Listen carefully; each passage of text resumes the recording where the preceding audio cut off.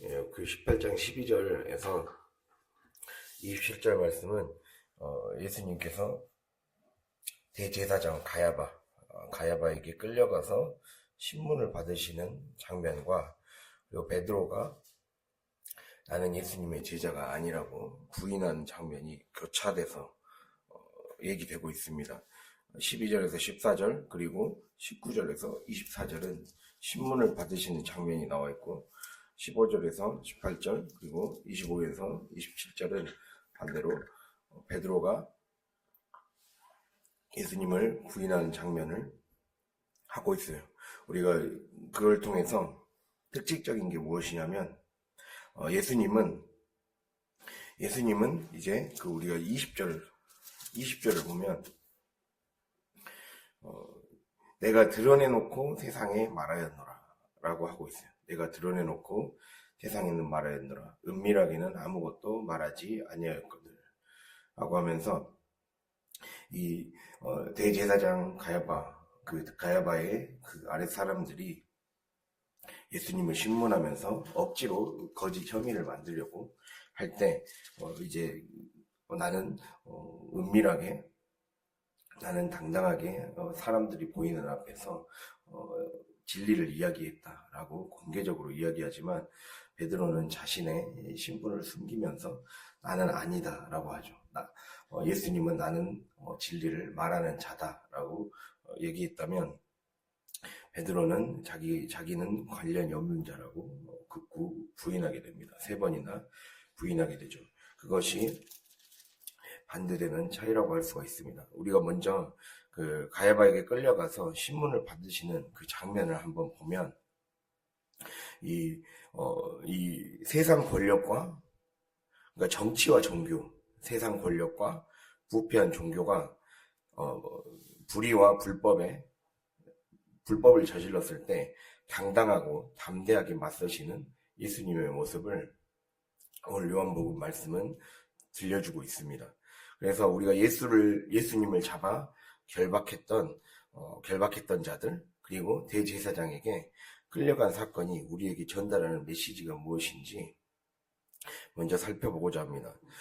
예수님을 잡아 결박한 자들은 로마의 정치 권력, 당시 로마였잖아요. 로마의 정치 권력과, 그리고 유대인들의 그 종교 권력.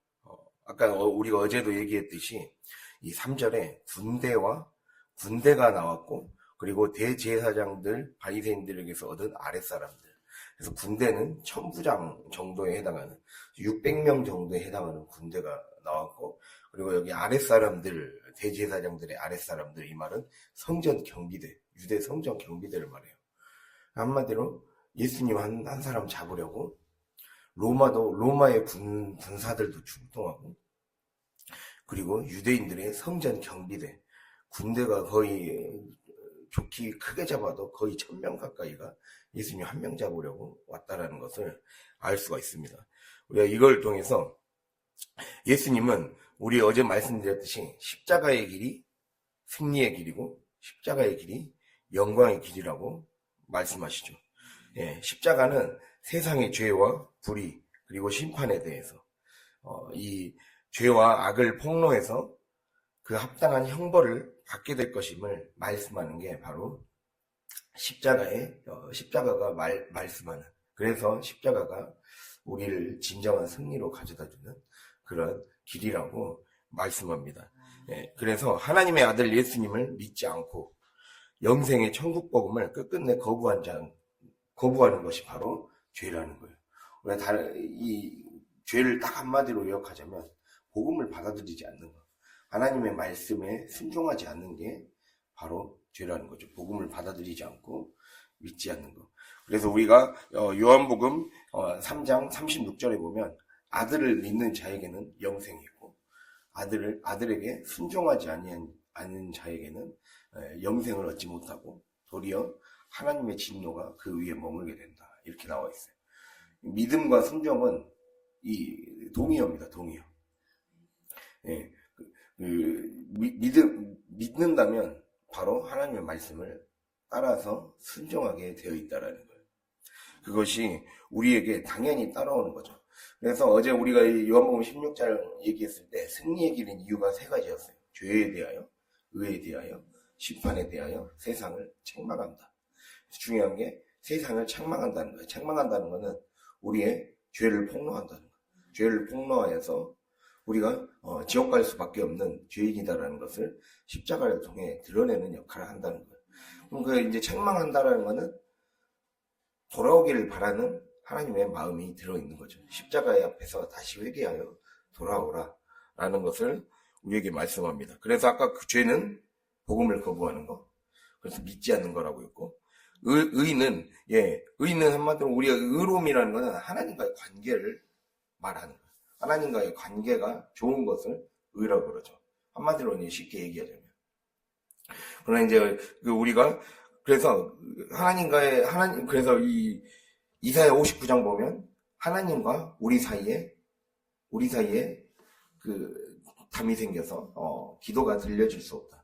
이러한 상태, 하나님과 우리 사이에 관계가 끊어진 상태. 그것이 바로 불이라고 할 수가 있습니다. 그래서 이 의롭지 못한 부분들, 그거를 얘기하는 거예요. 불의가 생기는 원인은 쉽게 말하면 우리가 세상의 정의. 그러니까 지금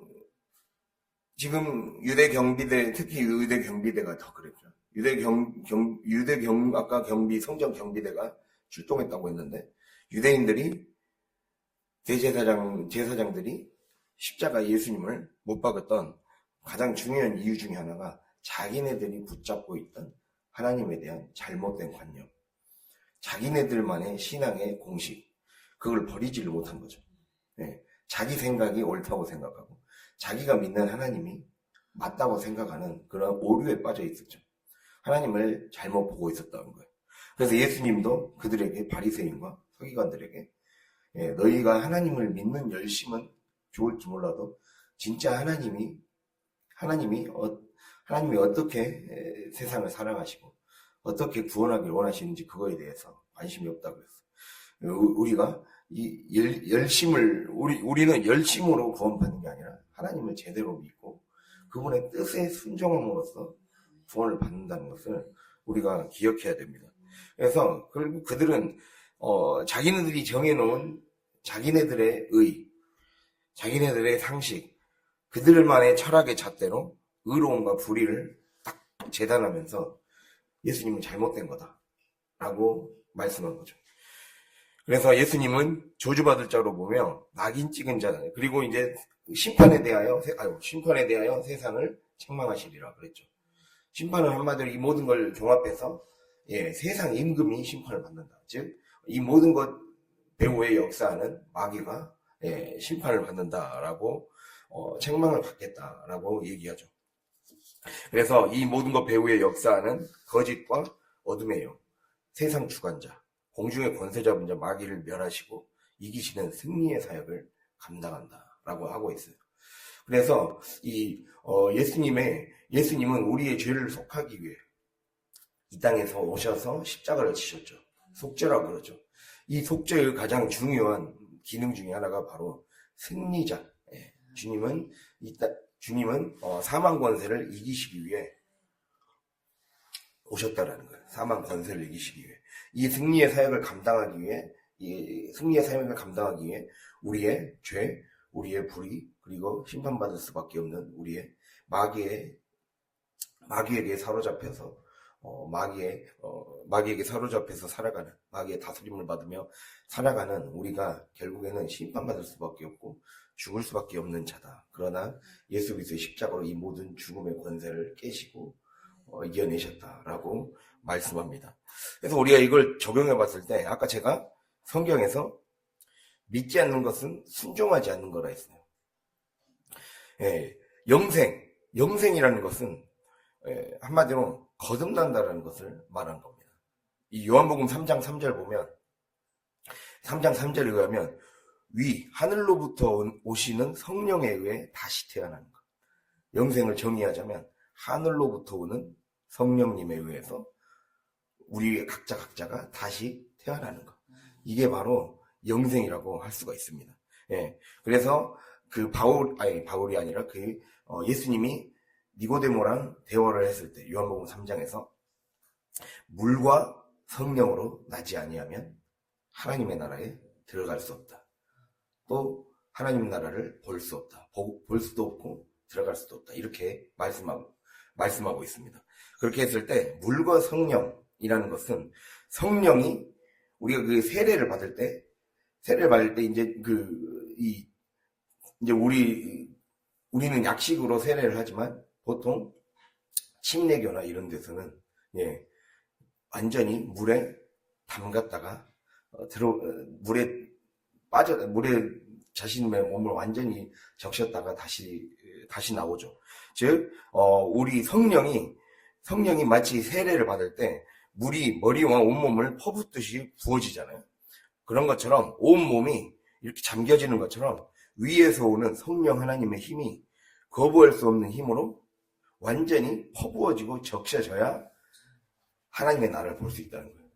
성령이 완전히 내 온몸을 적실 때. 그래서 성령 충만이라고 그러잖아요, 우리가. 성령 충만을 그리스어로 플레로마라고 합니다. 플레로마.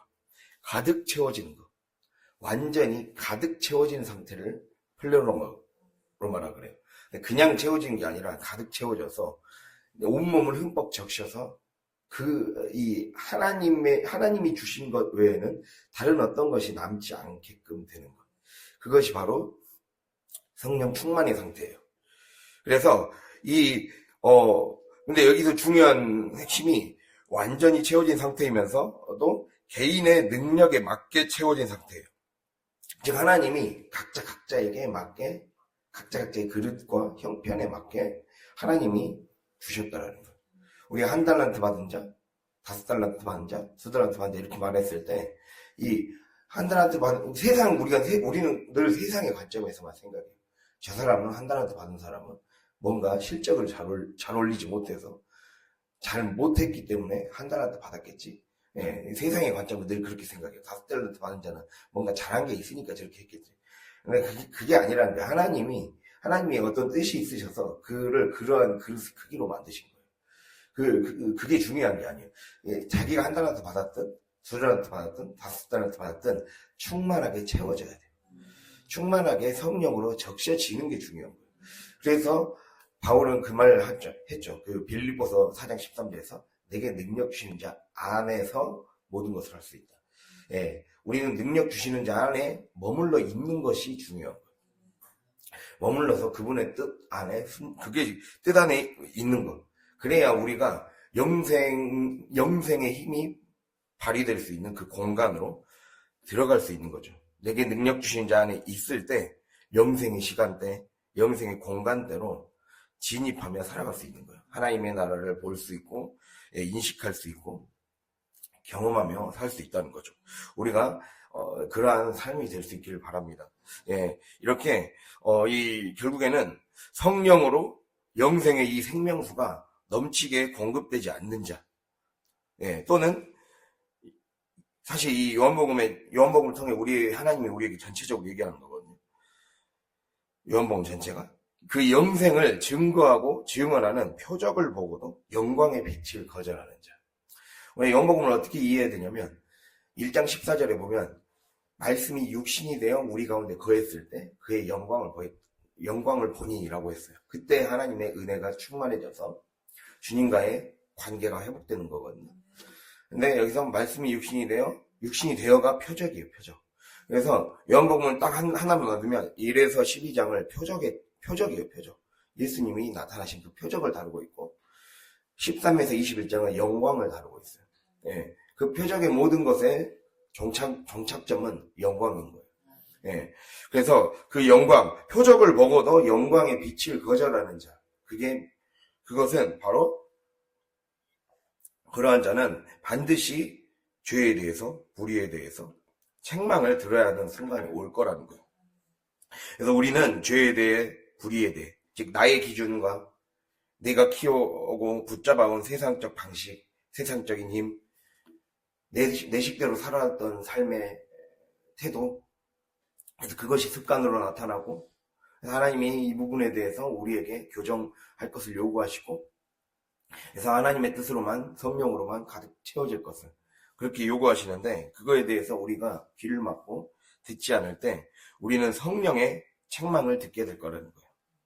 그 순간이 온다는 거예요. 그래서 이 말씀 하나만 찾아볼까요? 요한복음 3장 20절, 21절.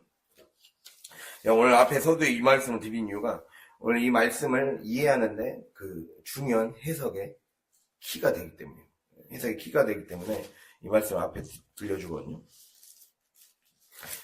해석의 키에서 중요한 게, 주님은 우리의 삶에 표적을 보여주신다. 표적을 보여주신다는 것은 그 표적이라는 그 사건의 껍질을 벗기면 그 안에 주님께서 비춰주시는 우리 삶을 진정한 복으로 인도하는 그 영광의 빛을 보게 될 것이라는 거예요. 근데 그 표적을 보고도 거부했던 사람들이 바로 이스라엘 땅의 그 유대인들이었다라고 말씀하고 있는 거예요. 그게 지금까지 성경이 말씀하는 그 핵심입니다. 그랬을 때 3장 20절, 21절 한번 같이 읽어보겠습니다. 악을 행하는 자마다 빛을 미워하여 빛으로 오지 아니하나니 이는 그 행위가 드러날까 함이요, 진리를 따르는 자는 빛으로 오나니 그 행위가 하나님 앞에서 행한 것임을 나타내려 함이라 하시니라. 3장 20절, 21절이요. 그래서 악을 행하는 자마다 빛을 미워한다 그랬어요. 행위가 드러날까 하며, 잘못된 자신들의 모습이 폭로될까봐, 오히려 우리가 죄 가운데 있으면 숨으려고 한다는 거예요. 그래서 이 오늘 딱 모습은 딱 이걸로 요약될 수 있어요. 지금 두 인물군이 나오고 있거든요. 대제사장 가야바와 그 가야바의 아래 사람들이 예수님을 신문하는 장면, 그리고 베드로가 자신이 예수님의 제자가 아니라고 숨기는 장면. 자신의 죄를 짓냐, 우리가 삶에 죄를 짓는데 진리가 비춰질 때 그 진리 때문에, 그 빛 때문에 자기가 그 행위가 드러나서 까발라지는 게 두려워서 먼저 대제사장 가야바는 거짓말을 지어내게 됩니다. 거짓말을 지어내게 되고, 그래서 오히려 그거를 자신네들이 거짓말을 했음을, 자신네들의 방법이 불법이고 불의하고 잘못된 것임을 알고 있음에도 자신들의 안위를 위해서 예수님을 제거를 해야 자기네들의 자리가 편안해지기 때문에 그들은 결국 폭력의 방법을 선택해서라도 예수님을 억지로라도 십자가에 매달릴 수 있는 명분을 찾아내려고 했던 거예요. 그리고 베드로는 무엇입니까? 베드로도 똑같이 거짓말을 했는데 그 거짓말이 두려움에서 나온 거짓말이었죠. 두려움 때문에 내가 거기에서 제자라고 당당히 밝히면 자기도 목숨이 밑으로질까봐 두려워서 달아나게 되죠. 그것이 보여주는 두 가지 모습이에요. 이게 이 3장 20절과 21절이죠. 그래서 진리를 따른 자는 반대로 빛으로 온다는 거예요. 그래서 예수님은 반대로 하나님이 너의 삶을 통해 하나님의 살아계심을, 그 표적을 드러내고 그 표적을 통해 영광의 빛으로 나오라는 하나님의 그 사명을 감당하기 위해 오셨다는 거예요. 그래서 이 말씀을 통해 우리가 먼저 천부장, 우리가 18장으로 다시 돌아가서 이 가야바가 보냈던 사람들, 가야바가 먼저 12절에서 14절에 군대와 천부장과 유대인의 아랫사람들이 예수를 결박했다 그랬어요. 자기들의 힘과 폭력적인 방식으로 이 한 사람을 무너뜨리려고 한 사람을 십자가에 못 박게 하려고 수백 명의 그 군대가 동원됐다는 것을 우리가 보여주고 있죠. 그러면서 먼저 안나스에게로 끌고 가니 그의 대제사장 가야바의 장이라 하면서, 여기서 중요한 게, 가야바는 유대인들에게 한 사람이 백성을 위하여 죽는 것이 유익하다고 권고하던 자더라, 이렇게 나오고 있어요. 자, 우리가 이 말씀을 이해하려면 요한복음 11장을 봐야 돼요. 이 한 사람이 백성을 위하여 죽는 것이 유익하다고 권고하던 자더라. 이 11장 49절. 11장 49절에서 52절 말씀입니다. 11장 49절에서 52절 말씀. 166페이지. 예, 우리가 함께 읽도록 하겠습니다. 그 중에 한 사람, 그 해의 대제사장인 가야바가 그들에게 말하되 너희가 아무것도 알지 못하는도다. 한 사람이 백성을 위하여 죽어서 온 민족이 망하지 않게 되는 것이 너희에게 유익한 줄 생각하지 아니하는도다 하였으니 이 말은 스스로 함이 아니요 그 해의 대제사장이므로 예수께서 그 민족을 위하시고 또 그 민족만 위할 뿐 아니라 또 터진 하나님의 자녀를 모아 하나가 되게 하기 위하여 죽으실 것을 미리 말함이러라. 아멘. 예, 이 말씀은 예수님이 우리가 이제 11장을 끝으로 예수님이 세상에 나타내신 표적이 마지막으로 끝납니다. 예, 11장 표적이 바로 나사로를 죽은 지 나흘 만에 부활시켰던 표적이죠. 그래서 이걸 이미 예수님이 예고를 하신 거예요. 예, 나는 부활이요 생명이다. 나를 믿는 자는 죽어도 살겠다. 그래서 자기의 몸소 그거를 이제 보여주시게 되죠. 그 마지막 표적을 보고 이들은 직감적으로 느낀 거예요. 직감적으로 이게 이 하나님이 보내신 게 맞구나라는 것을 느꼈는데도 본인들은 자기들만의 안전을 위해서 특히 대제사장은 원래는 구약시대 때는 대제사장이 하나님이 직접 세우시고 그 기름을 붓게 하시죠. 기름을 붓게 하시지만 당연히 이제 로마 시대 때는 완전히 부패해서 로마가 직접 임명했어요. 로마 국가가 직접 임명하고 이들이 그래서 로마가 임명하기 때문에 로마에게 얼마나 충성하려고 별의별 그 행동을 다 하겠습니까? 그런 식으로 완전히 변질되고 부패한 종교가 되어버려서 그래서 성전을 망가뜨리고 하나님의 예배당을 완전히 장사하는 자들의 소굴로 만들어버렸죠. 그걸 그대로 방치하고 자신들의 그런 권력과 명예와 부만 챙겼던 그런 그 나쁜 자들로 변질되어 있었어요. 그래서 이 말씀을 하는 거 이거에 대해서 47절에 이 사람이 많은 표적을 행한다. 근데 이 사람이 많은 표적을 행한다라고 쓰여 있는데 이게 정확한 원어 표현으로는 이 사람은 표적의 사람이다 라는 뜻이거든요. 그러니까 이 말은 그 유대인들의 그 구약 성경적인 관점에서 보면 계속해서 어떠한 사람에게서 하나님만이 행하실 수 있는 표정이 나타나면 그는 하나님이 보내신 메시아라는 것을 그 증명해 주는 것이다라는 그들만의 이제 그 성경을 많이 누구보다도 더 일찍부터 배웠고 많이 아는 사람들 아닙니까? 그러니까 모를 수가 없어요. 이건 하나님이 보내신 게 맞구나. 그냥 하는 게 아닌데 맞는데도 가장 먼저 생각나는 것이 그럼 빨리 이제 진짜 메시아가 왔음을 직감했으면 회개해야 되잖아요. 회개하고 하나님 앞에 나와서 진짜 백성을 위한 것이 무엇인지를 깨달아야 되는데 결국에는 48절에 그들의 본심을 드러내죠. 만일 그를 이대로 두면 모든 사람이 그를 믿을 것이고 그렇게 되면 로마인들이 와서 우리 땅과 민족을 빼앗아갈 것이다. 자기네들의 땅 민족이 빼앗겨가서 나라가 없어질까봐, 나라가 없어지면 자기들의 자리가 밥그릇이 없어질까봐 그것 때문에 예수님을 팔아넘기고 예수님을 죽이려고 했던 그 얘기가 나와 있어요. 그런데 여기서 중요한 게 이것입니다. 대제사장 가야바가 너희가 하나만 생각하고 둘은 모른다라고 하는 거예요. 너희가 아무것도 알지 못하던도다. 50절에 한 사람이 백성을 위하여 죽어서 온 민족이 망하지 않게 되는 것이 너희에게 유익한 줄을 생각하지 아니한도다 라고 하고 있어요. 우리가 예수님께서 십자가에 못 박히신 것은 예수님이 직접 이 희생 제물에 속죄 제물의 어린 양이 되신 것이다 라고 나와 있잖아요.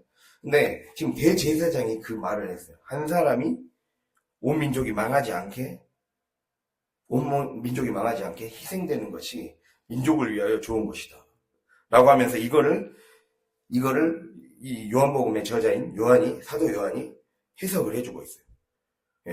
이것은 대제사장은 자기의 안위를 위해서 자기의 위신을 지키기 위해서 말을 한 건데 하나님은 그것마저도 바로 어린 양 예수 그리스도의 피로 구원받게 되었다는 것을 성취하기 위해. 근데 제사는 제사장만 드릴 수 있잖아요.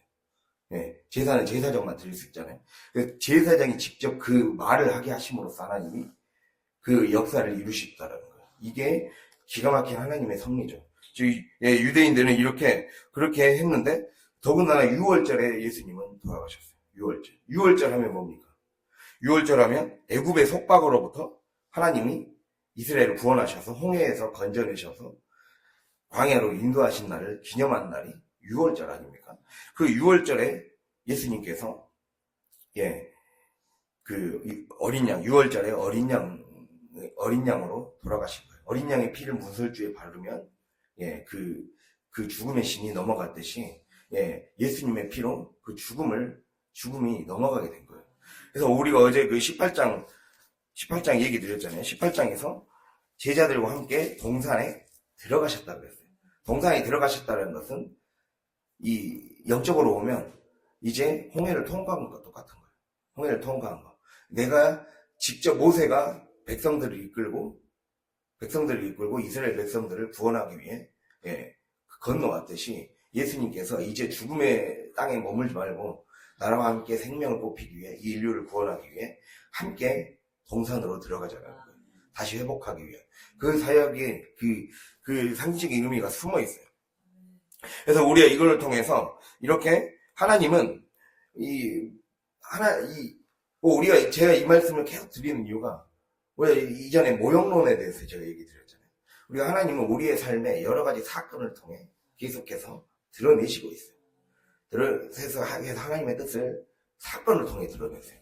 그래서 선포된 말씀, 캐리그마, 기록된 말씀, 캐논, 그리고 던져진 말씀, 사건으로서의 말씀, 다바르, 이게 있었다 했어요.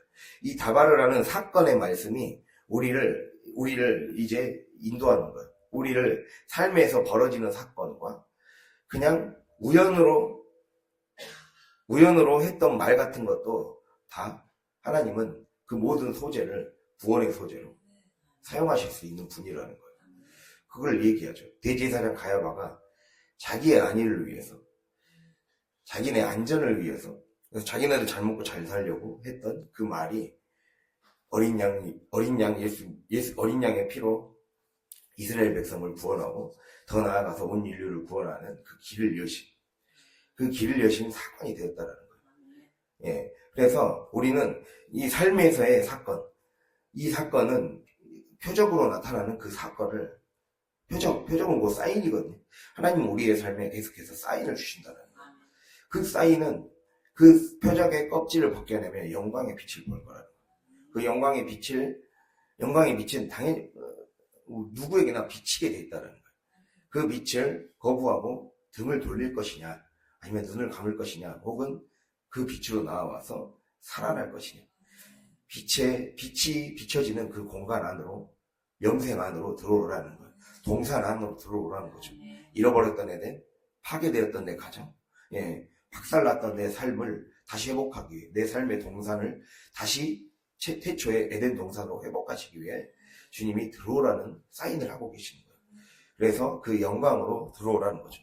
그게 십자가를 지시는 장면의 영적인 의미입니다. 우리가 이거를 잘 깨닫고 하나님이 우리에게 부르시는, 그래서 우리는 십자가라는 게 그냥 예수님만 지셨던 그런 사건이 아니라 바로 인류를, 나의 하나의 작은 삶에서의 표적, 삶에서의 사건을 그냥 지나치지 않고 그걸 통해서 하나님의 뜻이 어떻게 이루어질까를 기대하고 소망하며 하루하루 작은 순종을 해나가는 게 십자가의 길로 내 삶의 동산을, 파괴되었던 동산을 다시 회복시키는 그 사역이 된다는 거예요. 나의 작은 순종이, 나의 작은 믿음의 결단이. 그래서 우리가 늘 믿음의 결단과 순종을 게을리하지 않는 저와 여러분이 될 수 있기를 바랍니다. 그것이 하나님이 우리에게 원하는 것이라는 거예요. 그래서 이렇게 한 사람의 죽음으로 유대민족 전체 희생을 막아야 된다. 이러한 대제사장 가야바의 이 말이 결국에는 하나님은 이 말을 통해 하나님의 섭리를 이뤄냈다는 거예요. 그래서 우리는 그래서 그 대제사장 가야바의 말로 인해 온 민족과 인류를 살리기 위한 구원의 속죄제사, 예수님을 속죄제물로 바치게 되는 역사가 그 말 한마디를 통해 일어났다는 것을 우리는 알 수가 있습니다.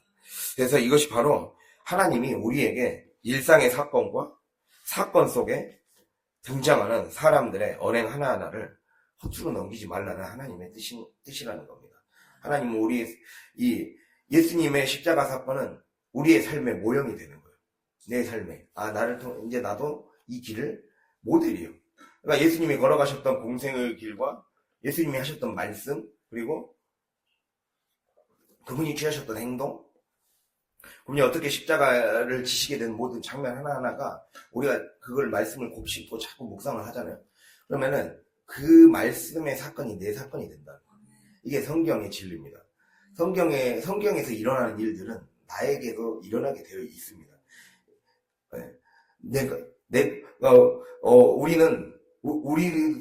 우리는 각자가 아브라함과 같은 삶을 살게 될 것이고, 야곱과 같은 삶을 살게 될 것이고, 이삭과 같은 삶을 살게 될 것이고, 또 누구는 예수님과 같이 그렇게 그 길을, 우리에게 중요한 건 예수님이 된다는 게 아니라 예수님과 같은 삶을 살게 된다는 거예요. 예수님과 같은 삶. 그게 하나님이 우리를 지으신 목적이죠. 하나님과 같은 모양과 형상으로 지음 받았기 때문에 그것이 다시 회복하는 과정이에요.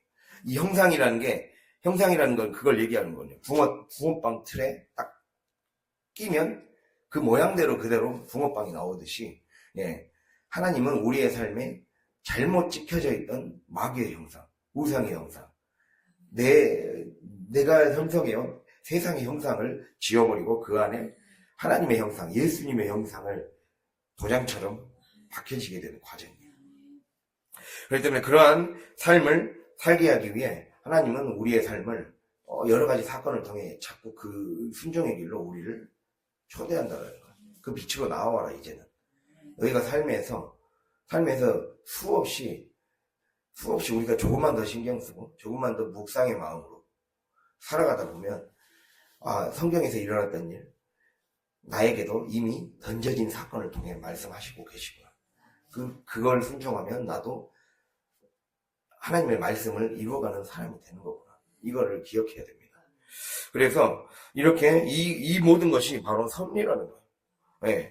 그래서 가야바의 말과 행동, 그리고 그의 선택이, 그가 했던 예수님을 십자가 못 박아야 되겠다라고 했던 대제사장 가야바의 그 선택이 하나님의 구원을 이루기 위한 섭리가 돼버린 거예요. 섭리. 하나님의 섭리는 이렇게 인간의 잘못조차 하나님의 구원을 이룰 유익으로 바꾸어 내신다는 거예요. 우리가 이것이 중요한 거예요. 물론 하나님의 뜻과 하나님의 섭리는 조금 다른 느낌이에요.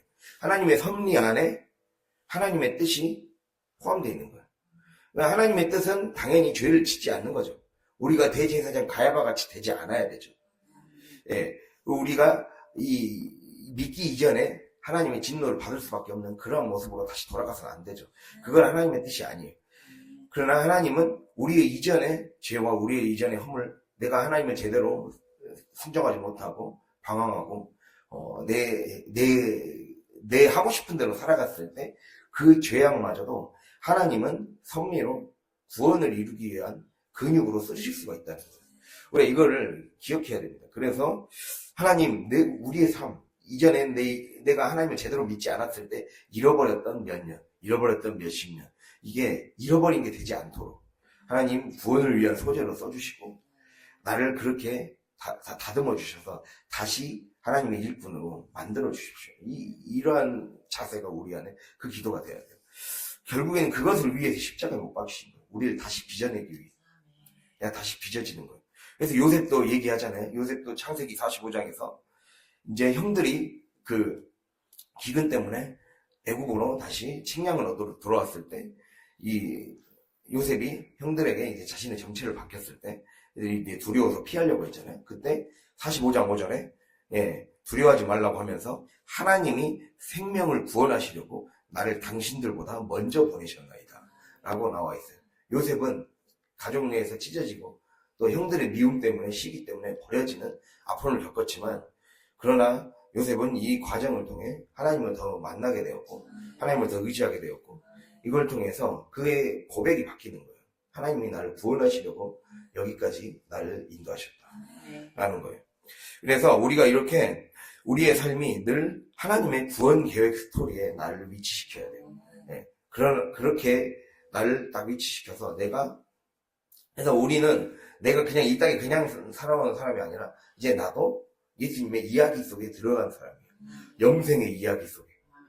그럼 이 영생의 이야기를 잘 살아가려면 처음에 말씀드린 것처럼 성령으로 가득 물이 부어지듯이 완전히 흠뻑 적셔져야 돼요. 성령께서 주시는 생각, 언행심사로 흠뻑 적셔져서 하나님이 원하시는 하나님이 우리의 삶에 여러 가지 표적의 사건을 던져주실 때 그 표적은 반드시 나를 살리고 우리 가정을 살리고 교회를 살리고 이웃을 살릴 영광의 빛이 그 안에 들어있다는 거예요. 그것을 외면하지 말고 두려워하지 말고 빛으로 나와서 순종으로 통과하라는 거죠. 그것을 주님이 우리에게 얘기하고 있습니다. 결국 이것을 우리가 기억하면서 이 빛으로 진리로 순종으로 나아갈 수 있는 저와 여러분이 될 수 있기를 간절히 바랍니다. 그래서 우리가 이걸 통해서 마지막으로 이제 이 빛이요 진리로 오신 예수님을 거부했던 두 무리가 있었다는 거예요. 가야바와 그리고 베드로였죠. 가야바는 폭력과 억압과 거짓말 이 방법으로 예수님을 거부했습니다. 빛을 거부했습니다. 폭력의 방식으로 억압하는 방식으로 거짓말의 방식으로. 그래서 아까 이 3장 20절 21절 말씀드린 우리가 18장 20절에서 말씀하는 것처럼 내가 드러내놓고 말했다 그랬어요. 그리고 23절에는 내가 말을 잘못하였으면 잘못한 것을 증언하라. 바른 말을 하였으면 어찌하여 나를 치느냐 이렇게 하죠. 요한복음 9장 5절에서 보면 예수님이 자기가 세상의 빛이라고 해요. 나는 세상의 빛이다. 그러면서 이 진리를 따른다면 빛으로 반드시 나오게 되었다라는 거예요. 내가 진리를 따르고 있다면 하나님의 빛이 비춰지고 말씀이 비춰졌을 때 피하려고 하지 않고 또는 그것을 빛으로 오신 예수님의 말씀을 억압하며 말하지 못하게 하고 그것을 핍박하는 것이 아니라 바로 빛이신 예수님께 나와서 순복하게 된다는 거죠. 그래서 그러지 않는 것은 결국 자기의 욕심을 버리지 못한 거예요. 그래서 우리가 요한복음 8장 44절을 볼까요? 8장 44절. 159페이지. 찾는 거는 이게 마지막이에요. 요한복음 8장 44절. 159페이지 함께 읽겠습니다. 너희는 너희 아비 마귀에게서 났으니 너희 아비의 욕심대로 너희도 행하고자 하느니라. 그는 처음부터 살인한 자요 진리가 그 속에 없으므로 진리에 서지 못하고 거짓을 말할 때마다 제 것으로 말하나니 이는 그가 거짓말쟁이요 거짓의 아비가 되었음이라. 아멘. 이 말씀은 8장 31절부터 쭉 이어지는 문맥의 말씀이거든요. 이 말씀의 핵심은 그거예요. 진리가 너희를 자유케 하는데 진리가 진리로 인해 빛으로 나와서 너희들의 삶이 해방을 경험하고 구원을 경험하고 싶다면 너희가 아버지라고 부르는 그 아브라함의 집, 아브라함이 어떻게 나왔습니까? 친척과 고향과 친척과 아버지의 집을 나왔잖아요. 제가 고향은 자기의 육신의 정욕이라고 그랬어요. 육신을 벗고 그리고 친척은 그 육신과 연계되어 있는 내 삶의 여러 가지 육신의 습관으로 남아있는 것들을 벗겨내고 그런 모든 관계망들을 벗겨내고 또 더 나아가서 그 모든 것의 근원이 되는 내가 우상의 삶을 살게 만들었던 마귀의 집에서 나오라는 거죠. 마귀의 집에서 나와야 바로 주님이 주시는 진리의 땅으로 약속의 땅으로 갈 수가 있다는 거예요. 근데 너희는 아직도 그걸 하지 않고 있다. 아브라함, 너희 아버지 아브라함은 너희가 아버지라고 부르는 믿음의 조상이라고 부르는 그 아브라함은 믿음으로 지금의 자신의 죄악의 자리를 나와서 믿음의 길을 걸었는데 너희는 자손들이라고 하면서 믿음의 자손들이라고 하면서 그 믿음의 길을 하나도 걷지 않고 있다. 그거를 질책하는 거거든요. 그러면서 너희는 그래서 너희 아비 거짓말쟁이, 거짓의 아비 마귀가 따르는 대로 욕심대로 살아간다는 거예요. 진리가 그 속에 없어서 진리에 서지 못하고 거짓을 말할 때마다 제 것으로 말한다는 거죠. 즉 자기 안에 있는 욕심을 버리지 못해서 거짓의 아비인 마귀의 집을 빠져나오지 못하고 거짓말쟁이가 되어버린 자들이다. 예수님이 그렇게 말하고 있는 거예요. 그러니까 우리는 결국에는 나의 집에서 나와야 돼. 내가 이전에 비진리에서 살아왔던, 불순종의 집에서 살아왔던, 육신의 집에서 살아왔던, 그래서 세속과 육신과 마귀의 집에서 살아왔던 나의 그 고향과 친척과 아버지의 집을 완전히 벗겨내야 진리를 마주할 수 있고 제대로 순종할 수가 있다는 거예요. 그 말씀을 얘기하고 있는 겁니다. 그것에 실패한 거죠. 마귀의 집에서 벗어나지 못했기 때문에 결국에는 하나님의 뜻을 읽어내지 못한 거예요. 말씀을 자기 입맛대로 해석하고 결국 그것으로 인해 예수님을 십자가에 넘겨주는 어리석음을 범하고 말았습니다. 그리고 이제 우리가 더 나아가서 이제 베드로의 모습을 이제 우리의 모습에 또 대입해 볼 수가 있죠. 그래서 가야바의 모습을 통해서 반드시 우리는 내 육신의 감옥에서, 육신의 집에서 벗어나야 된다. 반드시 그걸 하나님이 말씀하시고 명령하실 때 그 명령에 순종하지 않고 나를 벗겨내지 못하면, 내 생각의 감옥에서 벗겨내지 못하면 우리는 마귀에 사로잡힌 종이 된다라는 것을 분명하게 얘기해주고 있어요. 그리고 이제 이 베드로를 통해 우리가 말씀드릴 수 있는 마지막은 바로 베드로는 결국에는 예수님의 길, 십자가의 길을 선택해서 자신을 당당하게 드러내는 이 생명으로 가는 길, 이 생명으로 가는 길에서 이 이탈하려고 했던 사람이었습니다.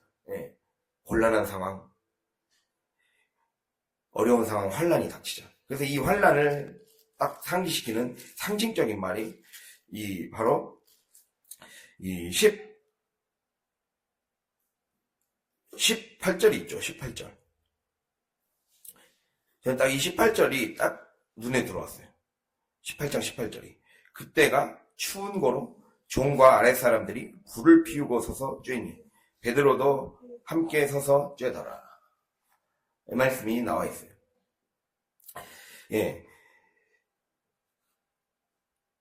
베드로가 자신에게 있었던 그 두려움. 즉, 베드로는 예수님을 따라가기는 했어요. 보니까 15절에 시몬 베드로와 또 다른 제자 한 사람 예수를 따랐어요. 그 뜰에 막상 들어가서 예수님이 시몬 받으시는 장면의 그 분위기에 너무 압박을 느꼈어요. 압박을 느끼면서 그의 마음속에 두려움과 불안이 싹트기 시작한 거죠. 그때 그가 행했던 방법은 부인함과 동시에 여기로 가버린 거예요. 부인하자 그 안에 영적인 추위가 찾아오면서 그때 그의 삶이 하나님께로 가는 것이 아니라 점점 멀어지기 시작했어요. 그래서 즉 성전 경비대, 유대인들이 만들어놨던 모닥불, 그들의 가짜 빛, 진리의 빛과 진리의 불, 성령의 불이 아니라 바로 세상의 빛을 따라갔다는 거예요. 거기에서 잠시 자기의 추위를 녹이려고 했던 모습을 보여주고 있는 거예요. 그래서 그러한 모습, 우리 안에 있을 수 있는 모습이라는 거예요. 내가 하나님을 잘 믿는다고 하면서도 여러 가지 현실, 여러 가지 삶의 어려움, 그것이 봉착했을 때 나는 어떠한 선택을 하고 있는가? 베드로처럼 도피하고 두려움이 생기면 또 핑계대고 거부하는 그런 모습을, 우리와 같은 베드로의 모습을 지금 우리에게 보여주고 있다는 거예요. 그렇게 했을 때 하나님은 우리에게, 이제 마지막 말씀입니다. 하나님은 우리에게 계속해서 삶에서 말씀하세요. 닭 우는 소리가 중요한 거죠.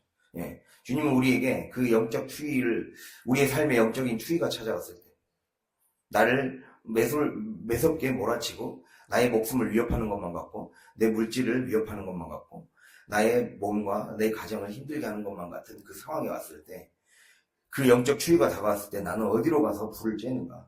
나는 어디로 나아가는가? 세상이 설치해 놓은 안락한 나를 잠시 보호해 줄 것 같은 그 모닥불로 향해 가는가? 아니면 거기에서도 두려워하지 않고 담대하게 복음의 길로 진리의 빛으로 나아가는가? 성령의 충만한 그 불로 태워지기를 갈망하는가. 그거를 묻고 있는 거예요. 그래서 닭 울음소리를 통해 다시 우리를 깨우시는 거예요. 베드로를 깨웠듯이. 생명과 구원의 길에서 거기서 더 이탈하면 안 된다. 그래서 닭이 울음을 우는 거예요. 그러니까 우리의 삶에서 중요한 게 우리는 삶에서 여러 가지 우리의 삶의 추위가 찾아왔을 때 두려움에 도망가게 될 거라는 거예요. 도망갈 수도 있고 또는 도피할 수도 있어요. 그러나 중요한 건 하나님은 우리에게 끊임없이 닭 울음소리를 들려주신다는 거예요. 그렇게 살면 안 된다. 다시 돌아와라 라고 하시는 거죠. 그렇게 됐을 때 우리가 그 말씀을 들어야 돼요. 닭 울음소리는 누구에게나 들렸을 거예요. 예수님을 이 베드로만 들었던 것이 아니라 그곳의 주변에 있었던 다른 제자들도 있었을 것이고 다 들었을 거예요. 그리고 수없이 예수님을 한때 따라왔던 무리들도 있었죠. 그들도 들었을 거예요. 누구나 다 하나님의 말씀은 다 골고루 그 내면에 들려지게 돼 있어요. 근데 나의 내면에 나의 영혼을 깨우는 소리로 들려져야 됩니다. 그래야 진짜 살아나게 된다는 거죠. 그래서 주님이 이렇게 십자가의 길을 걷기 위해 나는 어떠한 선택을 하고 있고 나는 어떠한 모습의 사람인가. 가야바와 같이 여전히 내 육신의 감옥에서 벗어나지 못하고 내 육체의 정욕에서 벗어나지 못해서 마귀의 종과 다름없는 삶을 살고 있는가.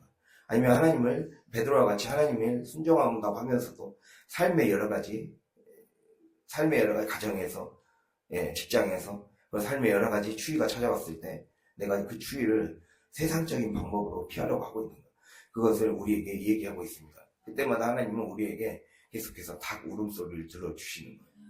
그 하나님의 소리에 잘 응답해서 살아나는 사는 길을 선택하고 생명의 길을 선택해서 살고 살리는 인생이 될 수 있기를 간절히 바랍니다. 기도하겠습니다.